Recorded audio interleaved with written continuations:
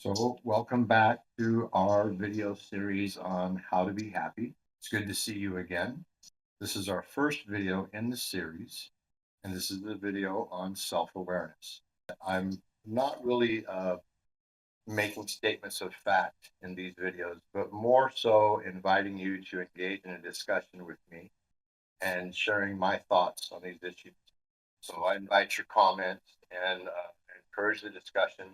And in fact, think that the community around these topics has more chance of discovering and creating solutions than any one person by themselves. You talk about self-awareness. How does that actually fit into being happier? Well, there we actually get into the nuts and bolts, the actual work.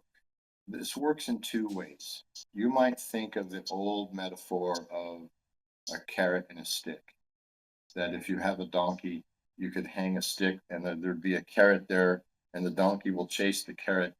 And if that doesn't work, you could whip the donkey with a stick, which is not very nice, but it's the metaphor.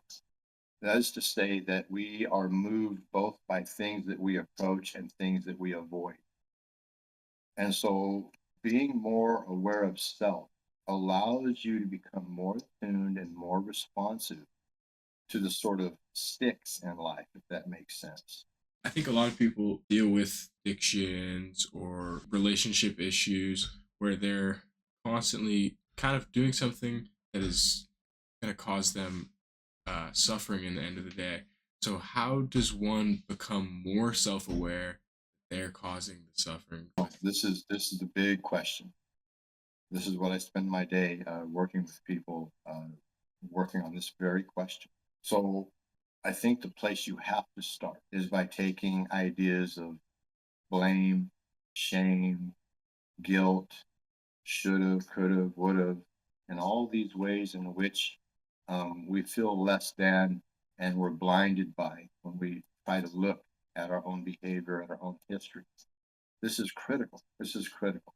Also, in looking at your own history, you should not be overly positive either.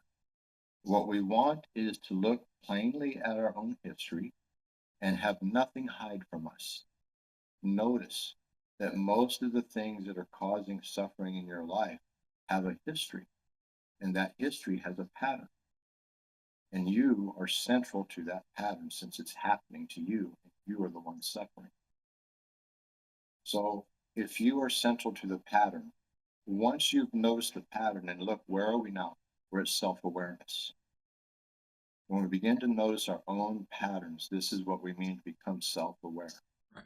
And if we can advance the timing on that such that we're not noticing our own patterns in history, but we begin to notice our own patterns in the current moment, in the current context, then we're in a place to act differently Right. and promote different outcomes. Yeah. And it's because of a self awareness that is not just aware of myself in the past, aware of my own history, and has become aware of my patterns, but is now aware of myself in the present and able to make different decisions. Right. The question that you asked again that I didn't really answer there because it is a deep subject is what are some exercises for developing self? Uh, So the first place I start is we've got to ask the question, who is it that's suffering? Who is it? And then can you see yourself suffering? And can you stand back and then say to yourself, does this make sense to me? Can I measure it? Does it make sense? Can I see how I got here? Can I see a pattern? Can I make sense of it? And the minute you begin to try to make sense of your own suffering, you now have pulled away from it and you become an object to the subject. This is called subject object separation. So I've asked you to tell me how you feel about your suffering. What do you think of it? What do you make of it? Does it make sense to you? These questions I'm asking simply to cause you to pull back from it and look at it. so next episode, when we go out and do an experiential segment on self awareness, we're going to be in the forest. It sounds like.